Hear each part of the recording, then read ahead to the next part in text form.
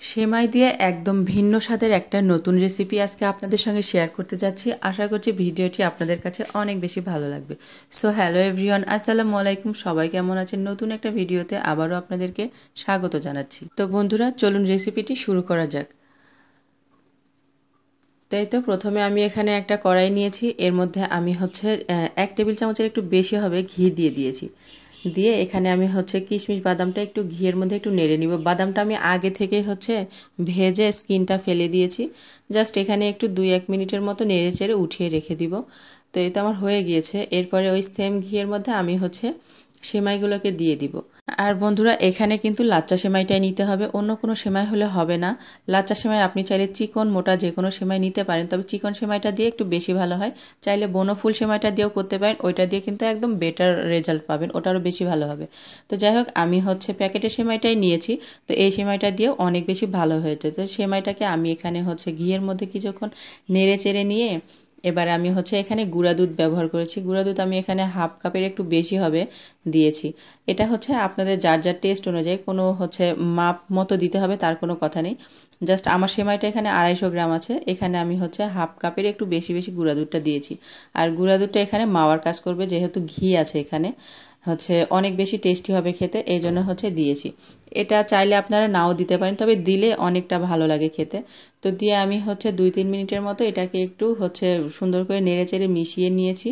এই তো আমার হয়ে গিয়েছে। এবারে আমি এখানে কনডেন্স মিল্ক দিয়েছি। আর কনডেন্স মিল্কটা কিন্তু এখানে দিতেই হবে, এটা বাদ দেওয়া যাবে না। আপনারা চিনি দিলে কিন্তু এটা হবে না। তো এই জন্য এখানে কনডেন্স মিল্কটাই ইউজ করতে হবে। তো এখানে আমি 1 কৌটার মানে 3 ভাগের 2 ভাগ কনডেন্স মিল্ক দিয়েছি। দিয়ে আমি সুন্দর করে সেমাইয়ের সঙ্গে নেড়ে চেড়ে মিশিয়ে নিব। এখানে 250 গ্রামের যে কৌটাটা থাকে সেইটা কিন্তু নিয়েছি। নিয়ে তার 3 ভাগের 2 ভাগ আমি এখানে ব্যবহার করেছি। তো এইখানে কনডেন্স মিল্ক দিলে যেটা হবে, এখানে সেমাইয়ের মধ্যে একটা বাইন্ডিং হবে, আর যার কারণে এটাকে সুন্দর একটা শেপ দেওয়া যাবে আর খেতে অনেক বেশি মজা হবে। ভিতর থেকে একদম ক্রিমের মতো একটা টেক্সচার তৈরি হয়ে যাবে, আর খেতে আপনি বুঝতেই পারবেন না যে এটা সেমাই দিয়ে তৈরি করেছেন। এতটা মজা হয় খেতে, কি বলবো। তো এই তো সব কিছু আমার একদম হয়ে গিয়েছে প্রায়। এখন শেষ মুহূর্তে গিয়ে আমি এখানে ড্রাই ফ্রুটগুলো ব্যবহার করেছি। এটা কিন্তু একেবারে অপশনাল, আপনারা চাইলে কোনো রকম কোনো বাদাম কিশমিশ ছাড়াই এই রেসিপিটা তৈরি করে নিতে পারবেন, অনেক বেশি মজা লাগবে খেতে।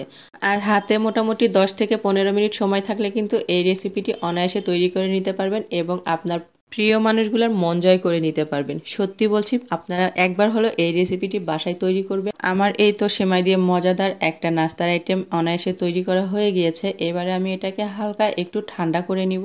খুব বেশি ঠান্ডা করা যাবে না, হালকা একটু ঠান্ডা হয়ে আসলে আমি এই যে হাত দিয়ে সহ্য করতে পারবো সেই পর্যায়ে আসলে আমি এই তো হাতে করে নিয়ে একটু মানে এইরকম একটু শেপ দিয়ে নিচ্ছি, আপনারা দেখতেই পাচ্ছেন। তো এটা আপনাদের ইচ্ছা মতো আপনারা শেপ দিয়ে নেবেন। চাইলে একটা কৌটার মুখ নিয়ে সেটার মধ্যে দিয়েও আপনারা শেপ দিয়ে নিতে পারেন, বা বরফি শেপে কেটে নিতে পারেন, যার যেমন ইচ্ছা আপনারা করে নিতে পারেন। তো আমি তো এইভাবে করে নিয়েছি, আমার কাছে এটা অনেক বেশি সহজ মনে হয়েছে। তো এটা আমার সবগুলো একেবারে তৈরি করা হয়ে গিয়েছে, আর দেখুন কতটা সুন্দর লাগছে দেখতে, অনেক বেশি ভালো লাগছে। আর আপনাদেরকে একটা ভেঙে দেখাচ্ছি, দেখুন ভিতর থেকে কতটা সুন্দর হয়েছে। একদম ভিতরে কিন্তু ক্রিমের মতো হয়েছে, এটা মুখে দিলে কিন্তু ক্রিমের ফ্লেভারটা পাবেন বা টেক্সচারটা পাবেন। আর এখনও পুরোপুরি ঠান্ডা হয়নি, এই জন্য এরকম। ঠান্ডা হয়ে গেলে কিন্তু আরও একটু শক্ত হয়ে যাবে, খেতে আরও অনেক বেশি মজা লাগবে। তো আমি বলবো আপনারা এই ঈদে একবার হলেও এই লাচ্চা সেমাই দিয়ে এই রেসিপিটি বাসায় তৈরি করবেন এবং খেয়ে দেখবেন কেমন হয়েছে। তো যাই হোক বন্ধুরা, আজকের মতো আমি বিদায় নিচ্ছি। সবাই অনেক বেশি ভালো থাকবেন, সুস্থ থাকবেন, সাবধানে থাকবেন, আমার পাশেই থাকবেন। আল্লাহ হাফেজ।